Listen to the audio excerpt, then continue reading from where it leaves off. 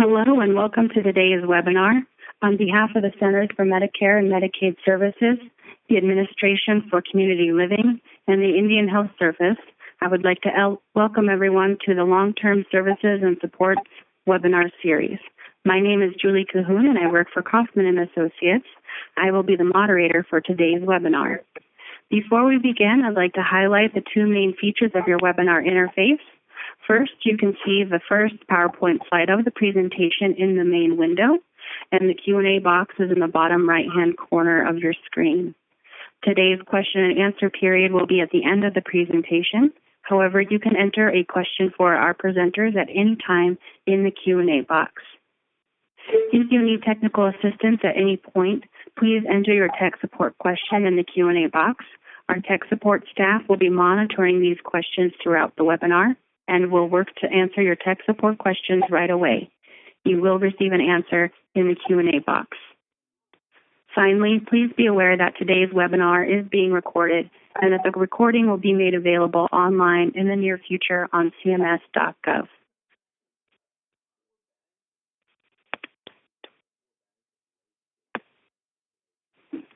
Today's webinar is titled Relationships Matter, Tribal Nursing Homes Working with Tribal Governing Boards. Today we will have a panel discussion with Tribal Nursing Home Governing Board members and administrators. Debbie Dyjak will facilitate the discussion. Debbie has served as the Education Coordinator at the Archie Hendricks Sr Skilled Nursing Facility on the Tohono O'odham Nation since 2011. She has been an adjunct faculty member with the Arizona Geriatric Education Center and the Geriatric Workforce Enhancement Program. Debbie has also chaired the Elder Care Consortium's Education and Training Subcommittee. She holds a bachelor's degree in nursing and a master's degree in support psychology, specializing in wellness and stress management. Since 2015, Debbie has been an integral leader for the Uniting Nursing Homes and Tribal Excellence Group. Our panelists today include Gerald Hodges, Val Crale, Joseph Ray, Tammy Reed, and Francis Stout. I will give a brief introduction for each of our panelists. Gerald Hodges is the nursing home administrator for the YK Elders Home, serving for 3.5 years. Gerald has been a nursing home administrator for 25 years in 7 states, including Arizona and New Mexico. Val Crale has been the administrator at the Manilac Association Nursing Home for the past 5 years and has over 30 years of experience as a successful long-term care administrator. He currently is working on getting COO approved for long-term care facilities. He is a native Ohioan, and Val has a bachelor's degree in psychology from the University of Cincinnati. Joseph Ray is an independent living specialist who believes in assisting Native Americans with physical and mobility impairments with information about resources to improve their quality of life. He has spent 25 years as an advocate for Pueblo with disabilities. He is a Laguna Rainbow Corporation Elder Care Services board member, and his focus for elders is long-term care and community-based services. Tammy Reed was born and raised on the Wind River Reservation in Wyoming. Her reservation is the home of the Eastern Shoshone and Northern Arapaho tribes. She is a lifelong rancher and former elementary educator and coach. She owned and operated her own business for 15 years. She was the Human Resources Director for the Eastern Shoshone Tribal Health Programs and is currently the Nursing Home Administrator for the Morning Star Care Center, which is owned by the Eastern Shoshone Tribe. Francis Stout is affiliated with the Archie Hendricks Sr Skilled Nursing Facility and Tohono O'odham Nursing Care Authority board member. Francis is a member of the Tohono O'odham Nation and a retired nurse with the Indian Health Services. She currently works at the Archie Hendricks Sr Skilled Nursing Facility and sits as a board member. I will now turn it over to Debbie to provide an introduction into today's panel discussion. Morning, everyone. This is Debbie Dyjak speaking. I'm so glad you could be on today's webinar. I do want to go over the learning objectives for today, and that is to understand the role and responsibilities of tribal nursing home administrators and also governing board members, both of whom we have on our call today, to really talk about the communication challenges and solutions between the tribal nursing home administrators and tribal governing boards, to talk about best practices when we communicate with our stakeholders, and to learn operational and financial strategies to strengthen the relationships that we're talking about today between tribal nursing home administrators and tribal governing boards. I wanted to talk just briefly about Uniting Nursing Homes in Tribal Excellence. This collaborative, as Julie mentioned, started about 2 years ago, and I'd like to acknowledge the hard work of Kay Branch, who really initiated this. Kay Branch at the time worked for the Anchorage Native Tribal Health Consortium, and this collaborative currently is co-led by her co-worker, Melissa Heflin. So the collaborative was put together to establish best practices for tribal nursing homes. We wanted to build relationships across the country with stakeholders. We wanted to network and support evidence-based education that's being used in tribal nursing homes. We wanted to have quality improvement projects, and really, ultimately, to provide culturally responsive and exceptional care for our tribal elders. And so those were our goals. We had some focus areas. This year, we're especially focusing on relationships with boards and also with dementia. In fact, our last webinar in June was on the topic of dementia in tribal nursing homes. I'd like to thank again John Johns with CMS, Dr. Bruce Fink with Indian Health Service, and Cynthia LeCount with the Administration for Community Living.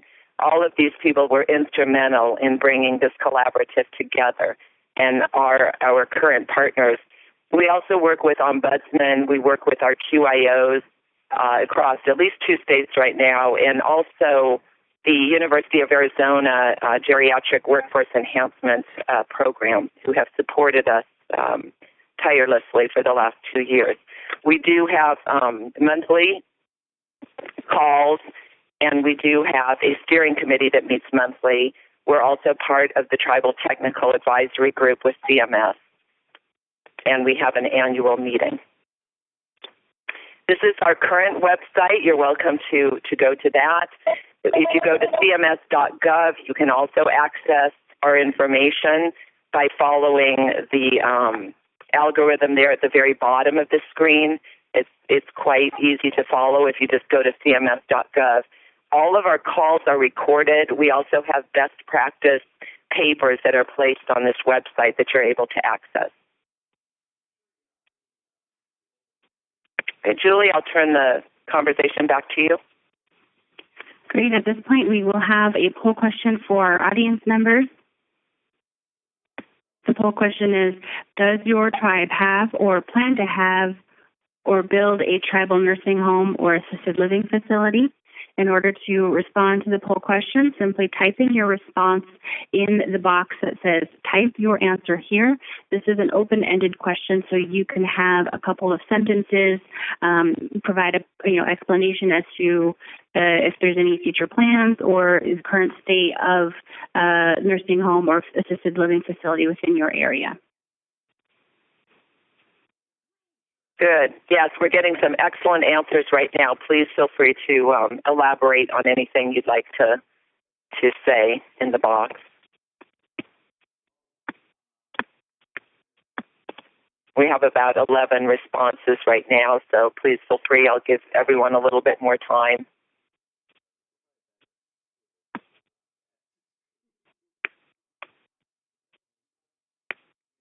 Thank you for your responses. I appreciate that. Feel free to add in a few more. We have about 14 responses right now.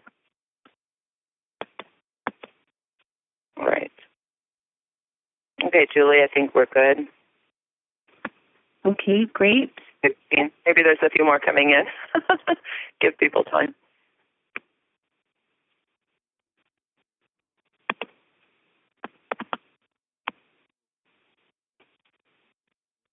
Very good. We have a few more trickling in. Please feel free to elaborate as much as you'd like on this question. We appreciate your feedback very much.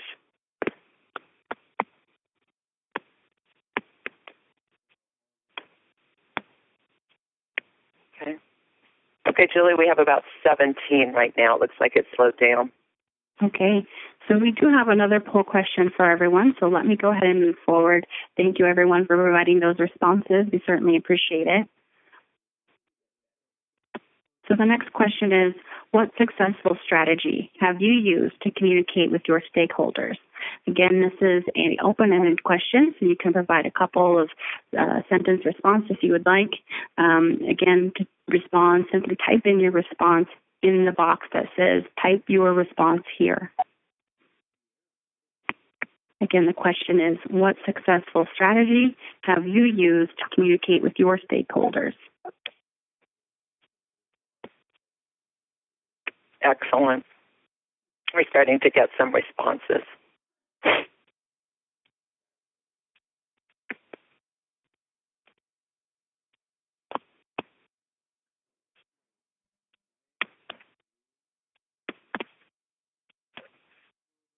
And again, this could be between your board or your legislative council, or it could be with another elder care committee you might have in your community. There could be multiple different stakeholder relationships here.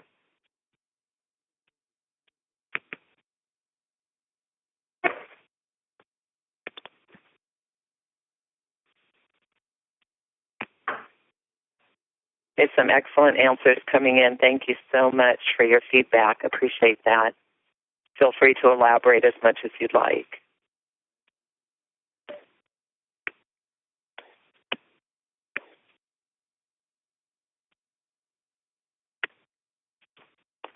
We'll leave it open a little bit longer because a few more answers continue to come in.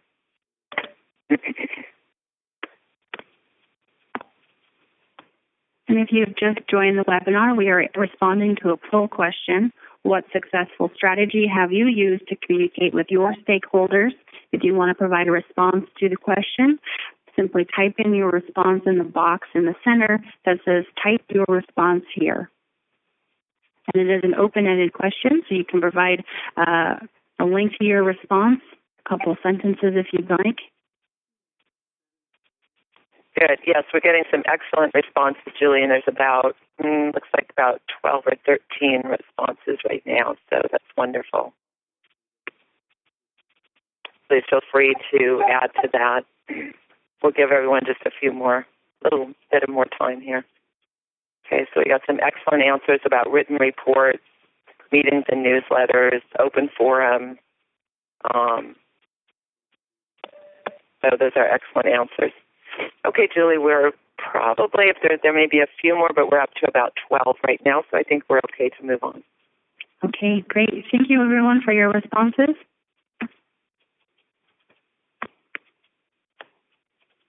All right.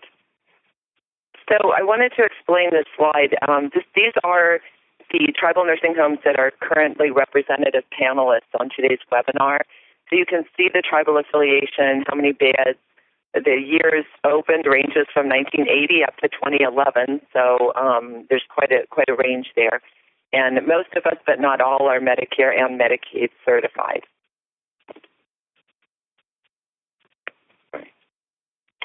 All right, and we'll have all of our contact information at the end of the webinar also. Before we get to talking to the panelists and asking them questions, I will be facilitating that. I want to just mention to those of you on today's webinar that we designed this webinar to not really have right or wrong answers. These panelists are speaking from their heart. They're saying what they need to say. They're talking from their own experiences. There's not really a cookbook approach to relationships. And so because we acknowledge that each culture and tribe is unique in its approach, as the panelists talk, you can think about questions you may have, but each culture and tribe is very unique in its approach.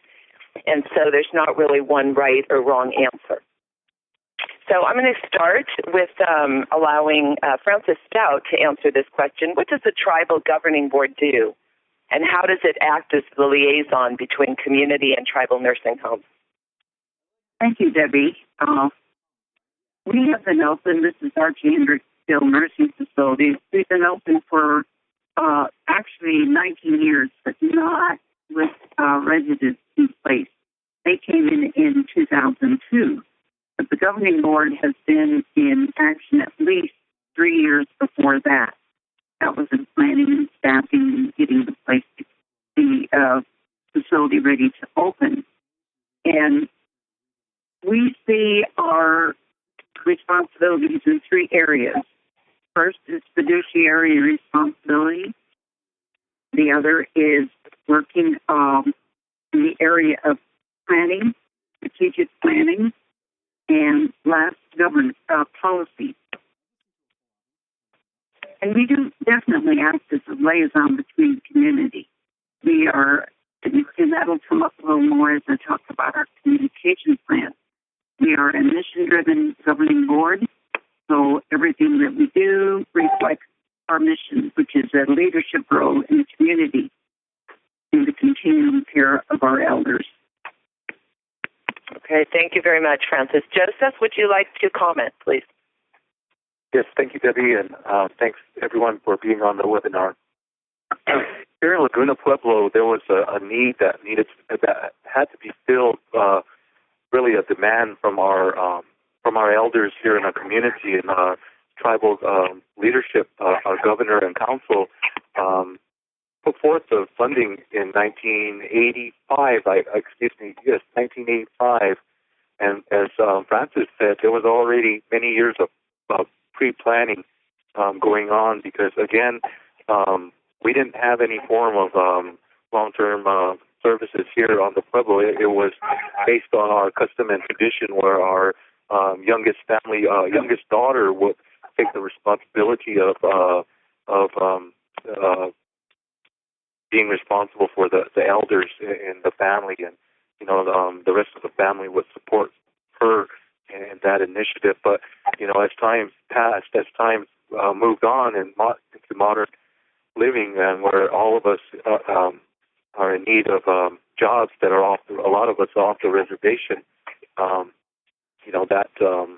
that traditional form of care was being lost. And so, again, to fill that demand, Tribal Governor Roland Johnson and the council dedicated a certain area here on our reservation, which is located 50 miles west of Albuquerque. They created a area that was close to the existing infrastructure, and so the Laguna Rainbow Nursing Home was the concept was born. And my grandmother just so happened to be one of the first residents there at that facility, which is about 2 miles from her home. But again, that need was being addressed of our elders having to leave the reservation to receive long-term care services, in the cities in Albuquerque and Gallup, New Mexico, or Grants, New Mexico, which is about 30 miles away. So again, that was really our original mission. And now, as we've moved on, almost 40 years later, I'm part of a 7-member governing board, and we interact with our administrator, Ms. Wiggins, and it's a difficult relationship at times. There's a lack of nursing home administrators in my area of the country, and here in New Mexico, and we had, and also nursing home management. We had to bring in outside. We've had many outside management organizations running our facilities. So again, it's very difficult bridging that cultural gap when an entity from the outside comes to a traditional tribal community. It can lead to a lot of problems. Thank you, Debbie. Thank you, Joseph. I appreciate that. We're now going to move on to our administrators, and this would be Tammy Reed. Well, I think our situation is a little different. Our Eastern Shoshone Business Council is actually our governing board as well, and their office is just across the road from me. So I send emails, I can send memos, I send letters, But if I have a pressing matter, I can just walk across the road and go to council chambers. I can also set up to have a meeting with the entire council, just depending on the nature of the business. And they stop in on occasion, coming by. Several of the council members have family members who are elders in our facility. And so we're just a close-knit community and a nursing home, so it's a little bit easier to communicate. Mm-hmm. Okay, those are excellent comments. Thank you. Gerald Hodges, would you like to address this question? Yes, again, each of our organizations are quite unique.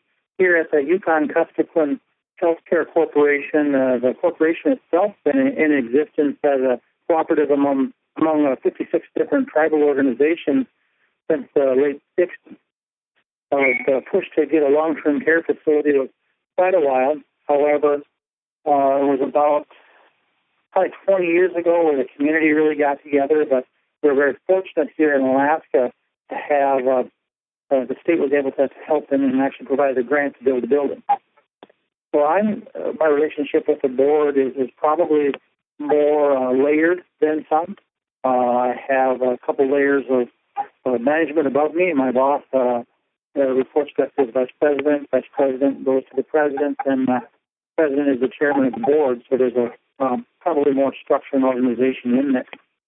Along with that is probably a fairly structured a board reporting method that's in there. I've generally worked directly just giving a report to the board and then being available to answer questions and things like that. So, again, up here we're pretty unique. Let's say probably more structured than in other places. But, again, it's very important to encourage the board members. There's quite a few of them. I believe there's 21 board members. That's quite a large board. And I always encourage them to come over.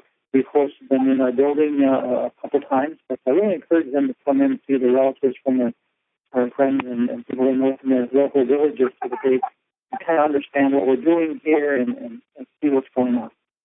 Thank you. Okay, excellent. Thank you so much. Val? Hi, good morning.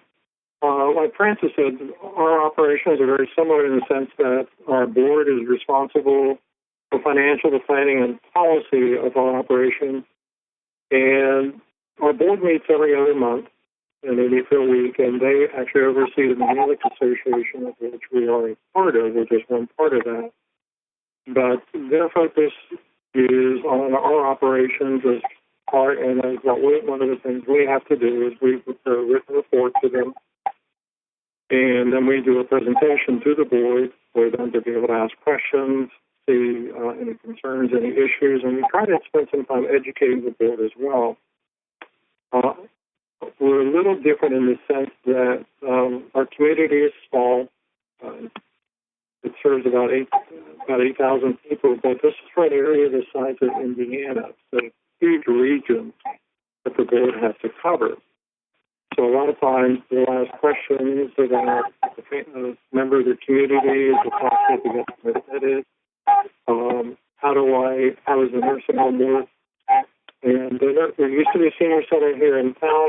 They tore that down for building a long-term care center. So we try to keep them engaged and knowledgeable about our operation, be it with boards, be it from presentations, and we also invite them over to come to join resident council anytime they like. Mm-hmm. Okay, thank you very much. Those were excellent answers. I'm going to move the slide forward. And we're going to look at, this is an example of some board member responsibilities that Val Crale, who just spoke, the administrator who just spoke, provided. And I believe Kaufman & Associates has also provided several resources, including this one for handouts for today's webinar. The next question, I'll go back to Francis Stout. What prepared you to become a board member or administrator, and describe your typical day as a board member or administrator? what prepared me for to become a board member? I think when you speak to, we are a 5-member board, board members, and when you speak to each of them, they each had a passion. And I think this was what has spurred all of us to apply for these positions that we have. My background is in nursing. I was a nurse administrator, and but this was in the area of acute care. And so when I was accepted by the council and approved for becoming a board member, I found long-term care quite different than acute care. And it took me a while to turn my thinking around. Our residents were not here for hospital care. They were here because this became their home, and we had to think in that manner and provide a safe and quality care for them. The typical day that I have is actually it's a week. I can spend anywhere from 3 to 4 days researching, clarifying what I'm thinking, and definitely with the new CMS regulations in place, trying to not do what the administrator and BON and our managers have to do, but to think through and help the rest of the board members understand what the new regulations are to be. So also I happen to be the leader of the board. I'm chair of the board, and the responsibility becomes directing and leading the board in a direction that I hope is upstream. That's our responsibility in a strategic area and strategic thinking that as to where our next move needs to be. Okay, that's very thoughtful comments. Thank you, Francis. Joseph? Well, my background is with independent living, and I'm a person with a disability. I have to use a wheelchair because of a spinal cord injury. But my passion, I guess you could say, is really was kindled in about back at the turn of the century. I was working at the Laguna Rainbow Center in the social services department as the assistant, and one of my duties again was to visit our residents. We have a 60-bed facility, and so I had to take the time each day to visit with our folks and address their concerns, address any issues that the family might be inquiring about, and so again, it really tuned me into how much again our residents think of the facility as their home. A lot of times that's their last choice because they want to stay in their own home and age and place. But again, due to the lack of services in our area, nursing services, we had to come up with a different plan. And so again, that just prepared me to fulfill my role as a community board member. The tribal council seeks to diversify our boards. We want to have people who are specialists in geriatrics and nursing care, persons who are competent in finance, persons such as myself who have worked as a community worker, creating situations where our elders could still age in their own home. Again, be a part of that independent living system. That's my training to try and enable our elders to empower themselves, really to remain in their own home. But again, with the way our economy is, again, and how our folks have to leave the reservation for work, we do need the many options for our elders here in that Laguna Rainbow Elder Care Center fills that need.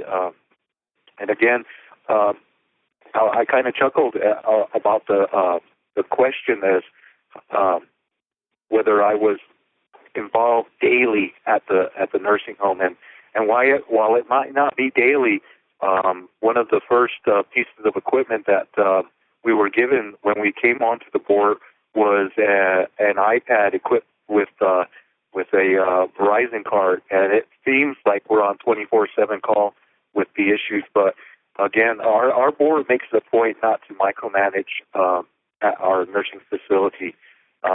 Many people in our community want us to, but again, that's not the role that we feel as a board we need to fill.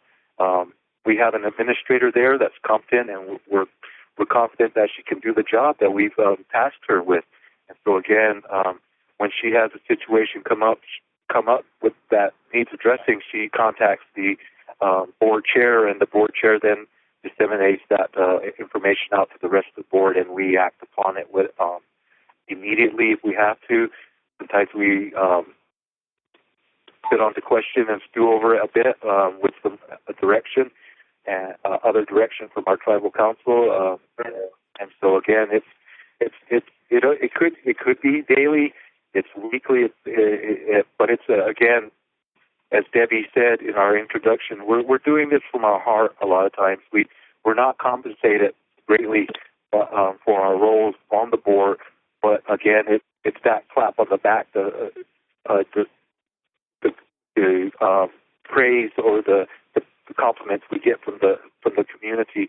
And we do hear the bad stuff, and there are times when there are bad situations that come up, or situations that are exaggerated by individuals that again, their parents are in the facility, and it hurts their heart a lot of times. But again, we as board members, we try not to micromanage. Thank you, Debbie. Thank you, Joseph. Excellent comments. Tammy, I'll move to the administrators. Well, I'm not sure that I have a typical day, but what prepared me is I was born and raised on the Wind River Reservation. I've spent my life here. I know the majority of the people here. I've participated in cultural events and ceremonies throughout my life, and so I understand the importance of cultural values and the needs for our elders. I'm a former educator of the reservation and coach for many years, and I've also been a business owner for many years. And so I definitely understand the financial aspects of running a business. I also worked for Wyoming State Institution for the Mentally Retarded in an HR capacity, and so when I became the HR director here, it just seemed to be a good fit. And after being on administrative staff for the last 4 years, the progression to administrator just seemed to fall into place. My typical day might be helping one of the elders put their shoe on my way by, to check the electrical in the new sensory room, to trying to make sure we've complied with all the new CMS regulations, to, if I have my work done, go fishing with our elders for the afternoon. And so every day is a new adventure. Okay, thank you, Tammy. Fishing sounds good. Good. Gerald, would you like to comment? Well, just I guess probably more formal preparation for my job as a nursing home administrator. And started out, I actually worked as a nursing assistant back while I was going to school, and decided that this was a career for me. But I had to complete the business part and then be licensed both by the federal and state government in order to be, if you will, assigned or given a chance to be an administrator for a nursing home. So to take a look at what is a typical day, I kind of break my job up into about 3 different areas: regulation compliance, coordinating, and then financial stewardship. Of those 3 main areas, I would say the regulation compliance is probably the top and foremost. And so we're doing rounds and seeing what our people look like every day. Do they look happy? Do they look well taken care of? So many things can be told by just doing a quick round. We have a little small building, just 2 units. Doesn't take very long. And it's kind of hard to say where that kind of leads you. Oftentimes it takes a short time, but it could take a lot longer. And then at the same time, I check the staff, see what staffing's like, and make sure people came to work, they don't have any outside issues that are really affecting how our residents are that day. The next thing is really takes parts of my day is kind of that coordination. I'm trying to keep the building way too big an issue for something I could do by myself, and so it really does take a team. And so to work with the other department leaders that I have, dietary, of course, nursing, activities, social services, and to try to see what I can do to help get all of us working on the same page to get that care, to keep that quality of life as good as we can for our elders. So it's kind of different meetings, questions, things like that. Then probably the last part is financial stewardship. We have to keep operating, pay bills, collect money, and so spend a fair amount of time on that as far as ordering supplies. We work with schedules because we're a smaller building. Do a lot of schedules, processing payments to our vendors, work closely with our billing people, making sure our census is right, trying to resolve things like that. So it really isn't much of a typical day, but I'd say if I had to take a look at over time, what areas do I spend my time, I'd really kind of go back to those 3 areas. Thank you. Excellent. Thank you. And Val Crale? Hi.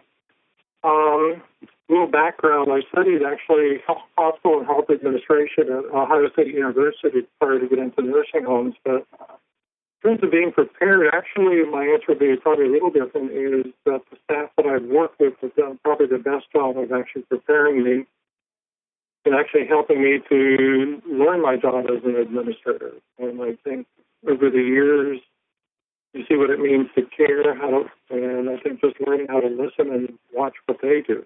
I typically view my role as how do I help them be successful, because I assume that I want them to know more than I do about what they're doing.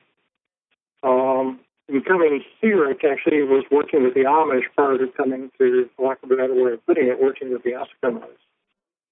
And it's interesting to be here for probably the most isolated nursing home in the country. Yet at this facility, I've seen more respect for the elders than anywhere else I've traveled, how the community views them. And it's quite impressive. And it's a challenge in my mind when I think about it. How do I translate that one day to somewhere what we would call the lower 48? I would love to say we have typical days. During the summer, we have 24-hour-day sunlight. During the winter, we have 24-hour-day darkness. We've taken the elders out there ice fishing in their wheelchairs. Last fall, we watched them watch a seal get cut up. And there's nothing I have in my background that relates to any of that. So you work with your staff, you work with more than anything, just putting the elder first and then just go from there. And so that's, well, I think all of our staff understand this is a unique population and provide the best quality of life for them. Thank you, Val. Those are very unique experiences, and I'm hearing a theme of putting the elder first. That's really encouraging. Okay, we're going to move on now to our next question, and that is challenges. And some of this you may have touched on. How do you overcome limited resources to meet the goals of your tribal nursing home, and any other challenges? And I know some of these have been mentioned, but feel free to share them again if you want to. So we'll go back to Frances Stout. Our original challenge was to bring our elders home. And to do that, we covered all the homes that were close by in Tucson, Phoenix, Escalante, and we brought almost all of them home. There were a few who had become used to the area and wanted to stay put. But that was our first challenge. New challenges, sustainability for one, that's a biggie. How do we sustain the work that we're doing? We do have a third-party reimbursement, but that just is almost a drop in the bucket. So we spend a lot of time preparing for requesting for tribal subsidy. And this last year, or just about a month ago, we went before our council, and so they were very supportive. Actually, they've always been, and so we have support now for the next 4 years. The other another challenge would be staffing and retention, and we are trying more and more to put emphasis on retention. we do to retain those who show possibility, those who have are really giving, and so that's something we've challenged. We are going to be challenged our managers with. The infrastructure is another challenge. As you know, buildings deteriorate, equipment gets old, so that's something that we usually leave up to our financial director. He keeps in touch with the managers and with maintenance to always see, what do we need to plan for? What monies do you need put aside to keep the structure in place? Just the fact that we are rural, we are 2.8 million acres, and demographically we have 3,000 boomers coming upon us. And we like to actually be a part of planning a prevention program for them, because so many of them actually don't want to be in a home, as was said before. However, I think they need to know the comfort of knowing that there is a place should they need to come in. Another big challenge, I think this was mentioned, were the new CMS regulations. And as we know, the mega rule will be upon us and is supposed to be in place by November. The other thing is skilled care is on the increase. We do give post-acute care, and we're trending or keeping track of those numbers. So we know if the skilled care requirement is moving faster than long-term care, then we need to strategically think, what do we need to do? Communication, of course, is always a challenge. Thank you. Thank you, Frances. Joseph? Along those same lines as Frances said, the communication between the director, executive director, administrator, and the board is a unique situation where, again, she has the option of calling on our board chair, where then the board chair can direct the other members to either act or review whatever materials need to be reviewed. I wanted to say that with our limited resources that we've had in our area, we've had to negotiate with our tribal council as to how our funds flow.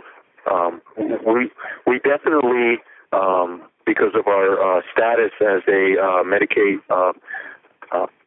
qualified institution, we definitely are meeting our needs and our goals with the revenue that we generate through the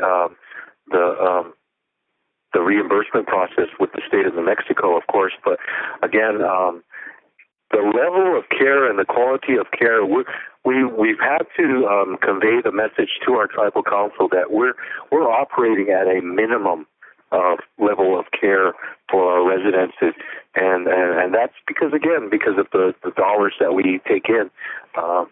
If my mother liked to point out that some of the local cities in the area that she was aware of contributed to the budgets of their nursing facilities they were able to enhance their menus. And so that was, that's how I guess you could say we're having to maintain that open channel with our tribal council, who is the nursing home board's governing board, I guess you could say. That's our oversight as our governor and tribal council.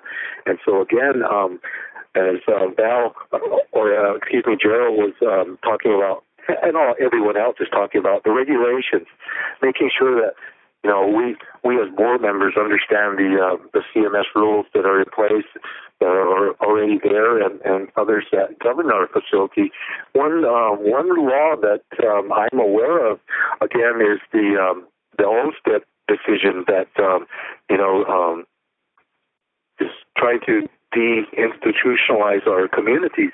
And that's all well and fine, where there's other resources for those individuals to go back into their communities. But we can't really do that here in Laguna. We don't have those entities in place to fill that need for those elders who want to remain at home. So again, the nursing home faces that challenge daily, I guess you could say, where our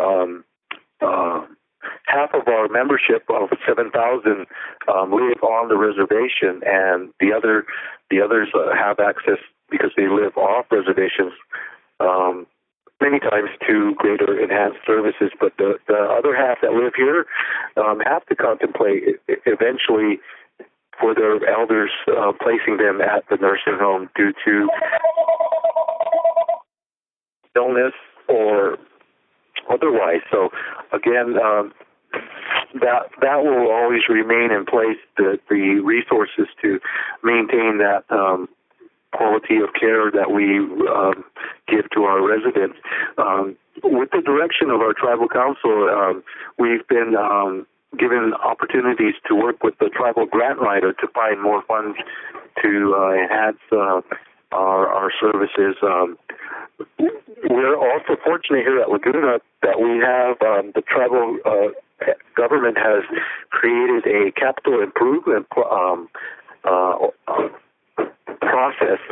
So it has its challenges because, again, the tribe has its dates and times and regulations that we as the elder center have to follow through. Otherwise, we'll get cut off from that funding process. But if we're in good standing and we maintain that positive relationship with our capital improvement planning office, then we as the nursing home do have some resources that we can turn to when we need to make repairs.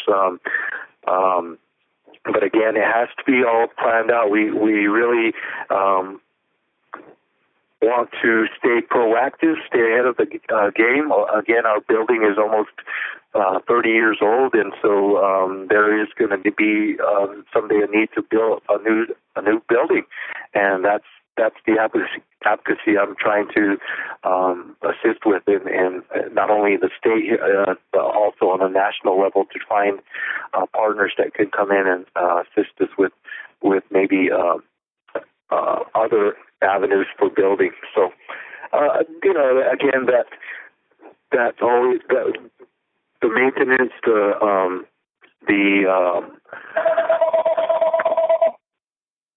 proper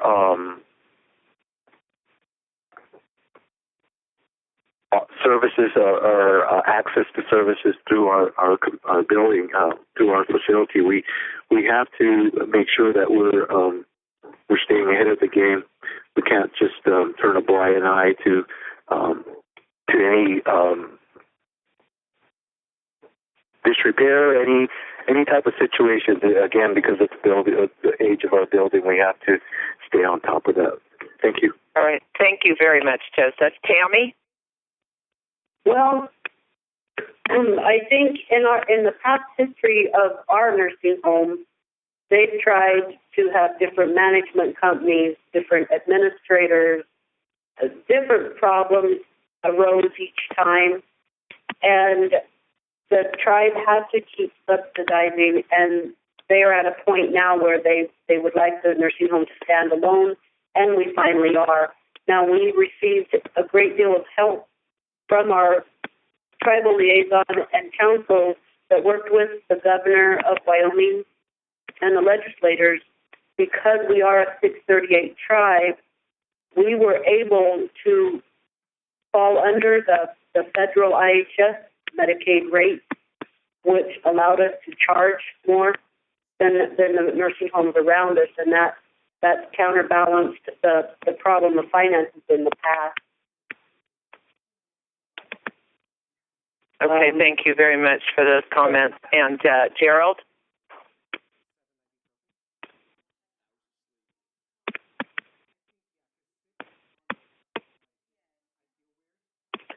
Gerald, do you have any comments on the challenge question? Yes, I apologize.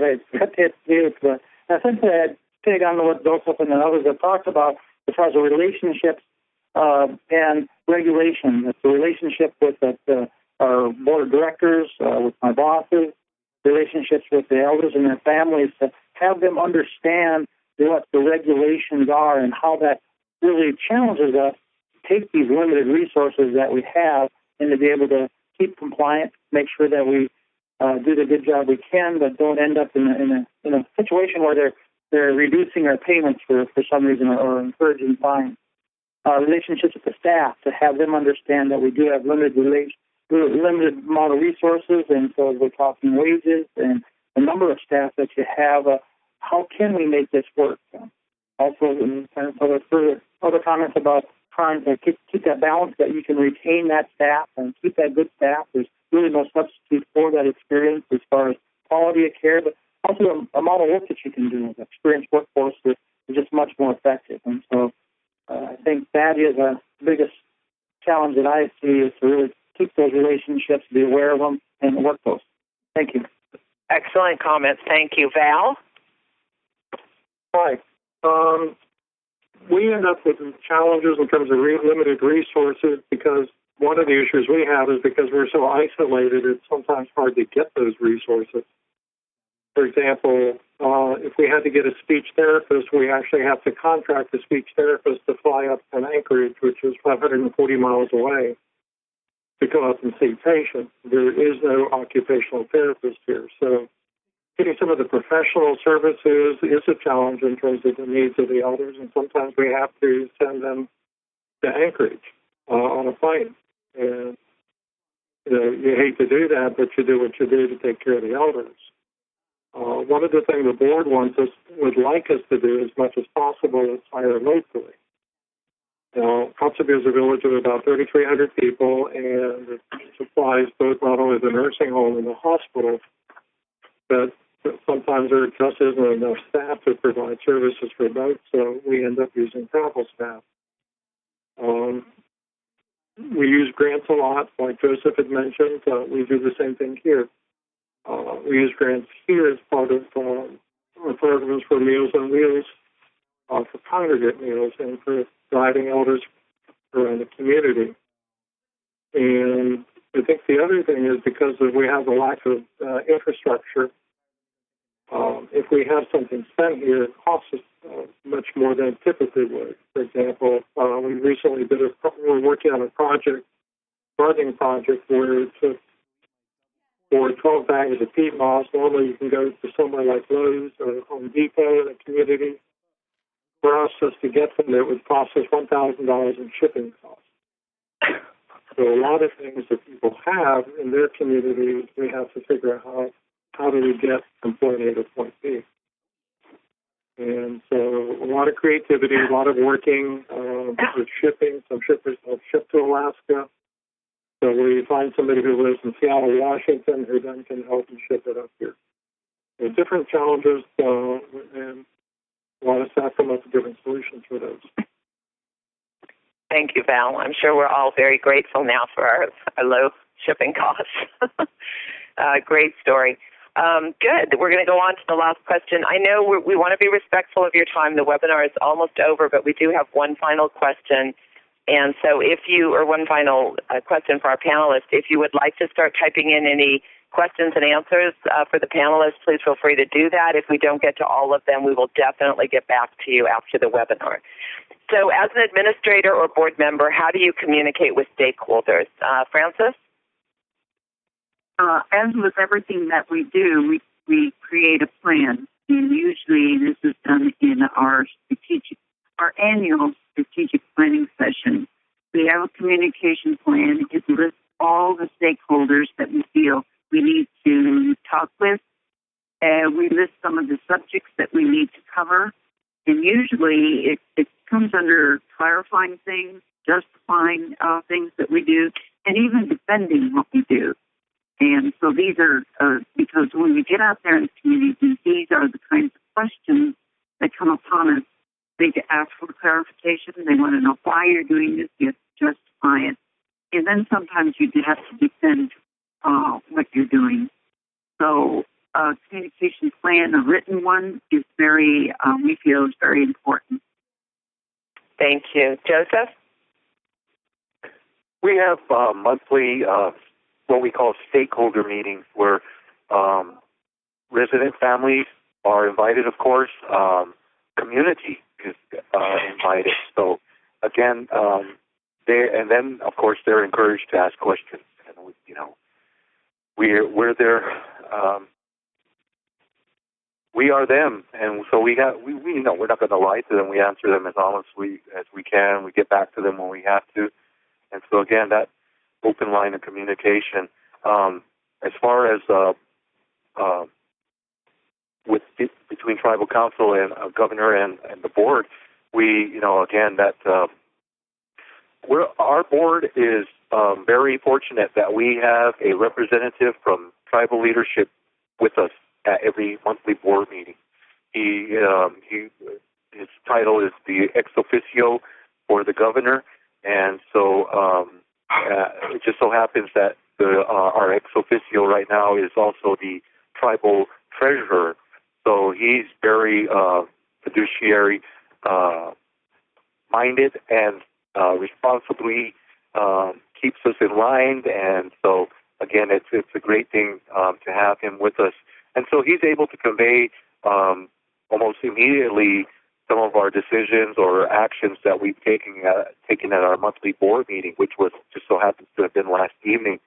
And so, again, we're able to maintain that line of communication for the good of all of us.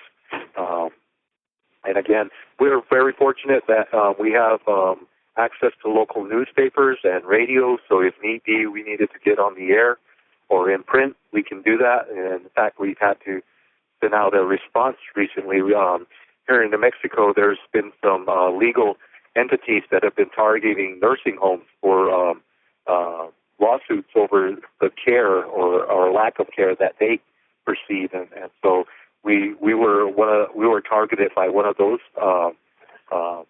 newspaper ads, I guess you could say, and so we countered that with our own newspaper ad, disputing those claims by these outside law firms.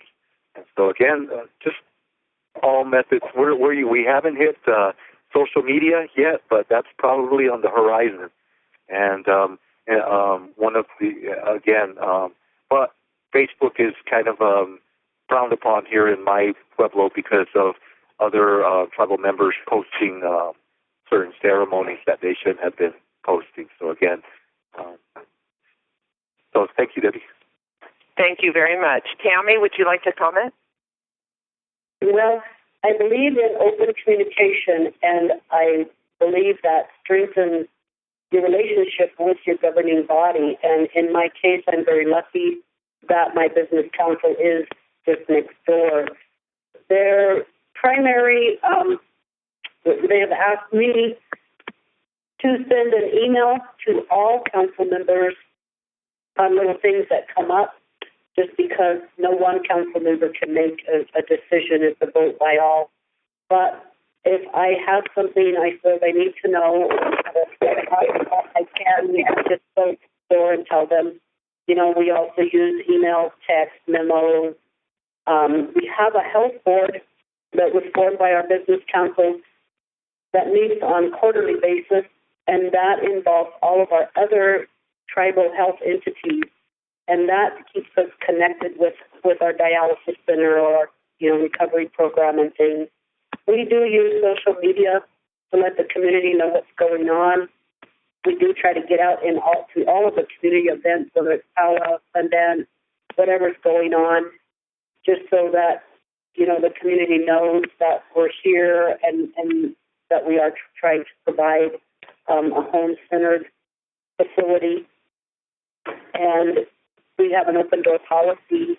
So if families, that come and we invite them to eat, we invite the council to eat.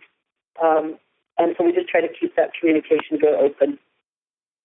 Okay, thank you very much. Gerald, would you like to comment?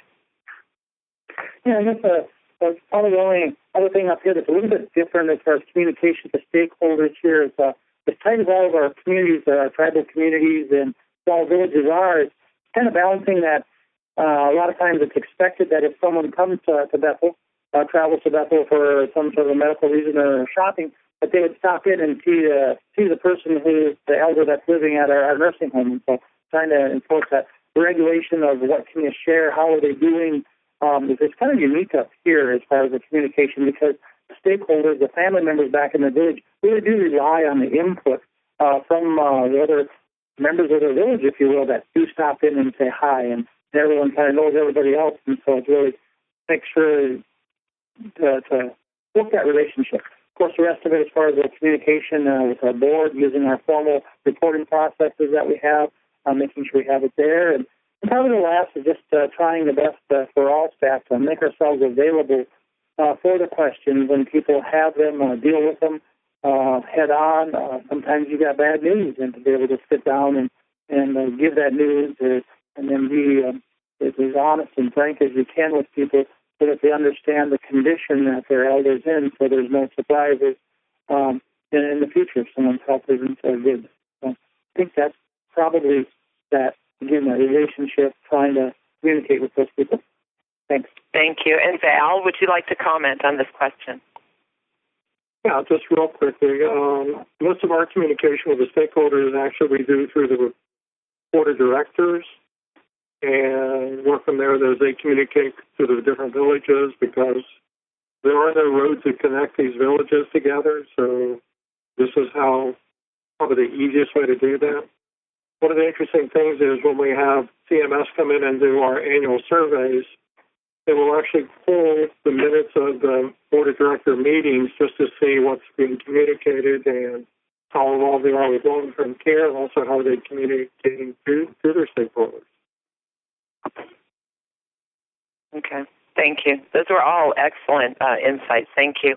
And our last question on the webinar today has to do with what operational or financial strategies do you recommend for strengthening the relationships now between the nursing home and the tribal governing board? And I will go back to Francis. Well, one of the things that we recommend and that we do is that we always keep our what is called a Health and Human Service Committee, and that's part. They're actually part of the council. We always keep them informed as to plans, issues that they may hear. As you know, the communication travels fast on reservations, so we try to so that they're not blindsided, because a lot of times, as you know, boards are, the public scrutinizes us all the time. I mean, there's always something that, and it comes, and bottom line, I do think tribal boards are responsible for what happens in the home. So we do try to keep this one group, this always with anything that may come up or any plan that we may thinking we're going to do, we keep them informed. Mm-hmm. Excellent. Okay, Joseph? I just would like to echo Francis's statement. Again, it's almost daily that we're stopped on the street by someone with a concern, and what we remind the individual, the family member, is that, you know, as a board, we can't, as an individual board member, we can't act alone. What we would like that person to do is put their grievance or their concern, in writing, and so that I, as an individual, can then take it to our chair, and then she can disseminate it to the rest of the board. But again, that it's just so key to be open, as Tammy said. Having an open door policy just really lends itself to being transparent, and that's really what our main goal is. Transparency with proper policies in place that the board can hold the administrator responsible for, and then our tribal council can then in turn hold the board responsible. And so that's what we try to maintain. Thank you. Excellent. Thank you. And now our administrators, Tammy. Well, I do have to agree with Francis on the councils do not like to be blindsided by somebody walking up to them, and my council is exactly in that position. So I do review the financials, the budget on a regular basis, so they're more than aware of what's going on. They are aware of our long-term planning and capital expenditures, so they're aware of everything there. And I think just like Joseph and we've discussed, just the transparency, and if they're aware of what's going on, it strengthens that relationship. Mm-hmm. Okay, excellent. And Gerald Hodges? Relationships, keeping the board informed. I really do need to know what are their areas of concern, what do they want to have, what do they kind of expect out of both my staff and us as far as being able to meet the needs that they hear from the community and to address those concerns. Where sometimes we're not able to get the people and always have a long waiting list, and to make sure they kind of understand that we do our best to manage that and how we manage that. I think the other part, too, that's important to keep with the board is to make sure our staff know what are the concerns that the board has, what does the board expect us to do, and what are the areas that they have some concerns, so that the staff are also able to be on the same page, if you will, and keep our organization, keep the board well informed about our organization, and to keep our organization well informed about the board. Thank you. Mm-hmm. Excellent. Thank you so much. And our final contributor is Val Crale. I think one of the things, I agree with everyone else, one of the things that we try to do is also educate the board as to what a nursing home is. For them, this is the only facility they've ever seen. So a lot of it is, when we do our board reports, we do some education in terms of, for example, we're starting on educating them on what quality measures are. So when you have surveys, they understand these things. And the facility there used to be a senior center here. They turned it in, they tore that down to a nursing home. A lot of thinking is still as a senior center. So we spend a lot of time educating. The first question that I got when I came here was, why can't we serve seal oil? And I had to explain, well, in nursing homes, that's a prohibited food in the state of Alaska. So I think recommendations for the boards, all board members, is just continue to learn and grow. And the administrators and their staff will be open to answering any questions. So we spend a lot of time doing the education piece as well. All right. So the webinar is getting close to conclusion. I believe there was one question that Julie will address, but I'd like to thank all of our panelists. All of them are participating currently actively in the Unite Collaborative, and so I would like to thank them for their discussion today and all their insights into this topic. And I appreciate KAI and the work that they're doing with the collaborative also. So, Julie, I will turn the conversation back to you. Great. Thank you so much, Debbie, and thank you again to our panelists. Given the time limit and being respectful to all those that have other items on their agenda for the day, any questions that have come through the question and answer box, we will follow up this webinar with an email and provide responses to all of those questions that have come in. So thank you so much for your questions and for your participation in today's webinar. Debbie, do you have any last remarks? Just to mention that the contact information for everyone today is here for you. Please feel free to reach out to any of us. Any of us could help you and would be happy to talk to you about tribal nursing homes. Thank you. In closing, I would like to remind everyone that today's webinar was recorded and that the audio and PowerPoint will be made available online at cms.gov. Thank you again for joining us today. Our session is now concluded. Thank you.